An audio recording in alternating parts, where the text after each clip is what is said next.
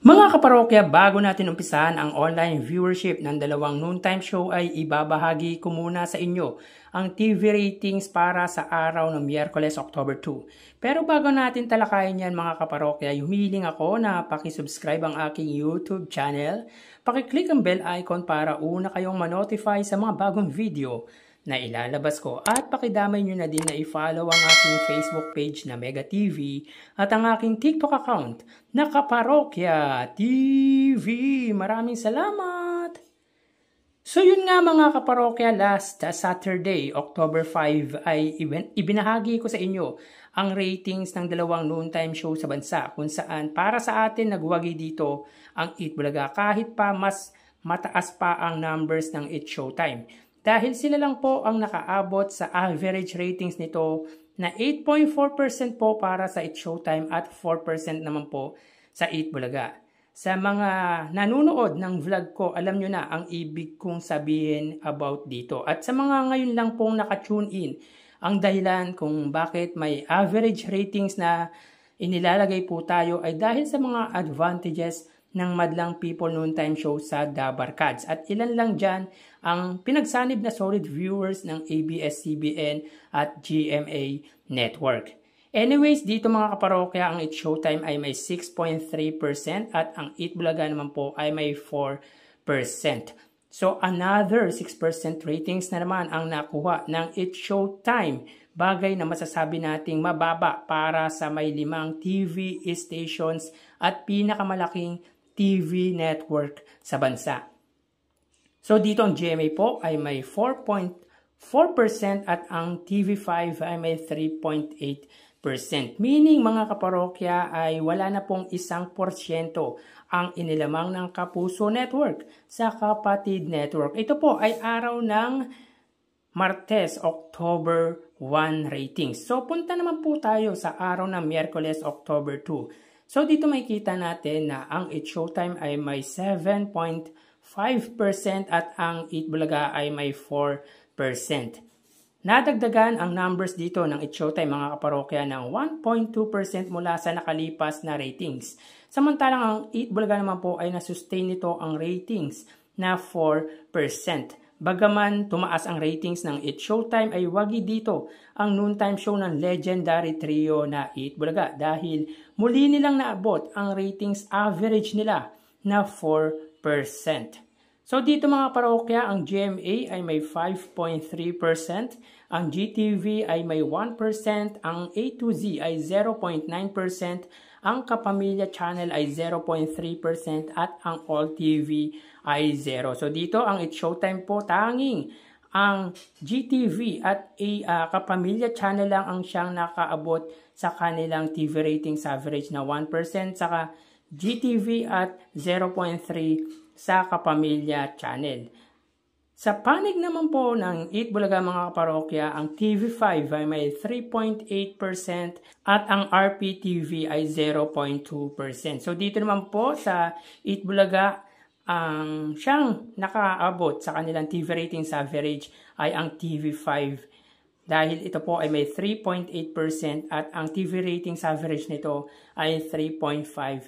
Samantalang ang RPTV po ay hindi po naabot nito ang average ratings na 0.3%. Kung titingnan natin ang pagitan ng dalawang main TV network ng dalawang noontime show ay angat ng 1.5% ang GMA sa counterpart nitong TV5. So from 0.6% ay nadagdagan po ito ng 0.9% at ito nga po ay ang 1.5%. So hirap talagang makaabot sa kanilang ratings average na 6% ang GMA. Habang dito naabot naman ng TV5 ang average ratings nito na 3.5%. So again, dito ay waging muli ang Eat Bulaga sa ating ratings edition. So tara ating alamin ang online viewership ng dalawang bigating noontime show. Para sa Eat Bulaga under TVJ Facebook page na may 2.6 million followers at sa Eat Showtime na may 18 million followers. So as of 1:31 PM ang Eat Showtime po ay may kasalukuyang segment na Kaloka-like. So hanapin po muna natin ang live ng Eat Showtime. Samantalang ang Eat Bulaga naman po, sila po ay may kasalukuyang segment na Gimme 5. So dito makikita po natin mga kaparokya, ang It's Showtime po ay may 9.4 or 9,400 live viewers. At ang Eat Bulaga naman po ay may 5,100 live viewers. So again, as of 1:31 PM, ang It's Showtime po ay may 9,500 live viewers. At ang Eat Bulaga naman po ay may 5,100 live viewers. Mapunta naman po tayo sa TV Network YouTube channel. At tunahin po natin mga kaparokya ang GMA Network YouTube channel na may kasalukuyang subscribers na 36.6 million subscribers. At para naman po sa Eat Bulaga under TV5 Philippines na may 2.4 million subscribers. So as of 1:32 PM, ang It's Showtime under GMA Network, sila po ay may 25,000 live viewers. Ang Eat Bulaga naman po under TV5 ay may 33,000 live viewers. So again, as of 1:32 PM, ang It's Showtime under GMA Network, sila po ay may 25,000 live viewers. At ang Eat Bulaga under TV5 ay may 32,000 live viewers. Mapunta naman po tayo mga parokya sa main YouTube channel ng dalawang noontime show. Para po sa It's Showtime under ABS-CBN It's Showtime na may 2.39 million subscribers. At para naman po sa Eat Bulaga under Eat Bulaga TVJ YouTube channel na may 1.12 million subscribers. So as of 1:33 PM, ang It's Showtime, sila po ay may 78,000 live viewers. Ang Eat Bulaga naman po, sila po ay may 89,000 live viewers. So again, as of 1:33 PM, ang It's Showtime, sila po ay may 78,000 live viewers. At ang Eat Bulaga naman po, sila po ay may 89,000 live viewers. So bali, ang total na nakuha ng dalawang noontime show ay mga kaparokya, bago natin ibigay ang total live viewers ng dalawang noontime show, ay humiling ako sa inyo na pakisubscribe po ang aking YouTube channel. Pakiclick ang bell icon para una kayong manotify sa mga bagong video na ilalabas ko.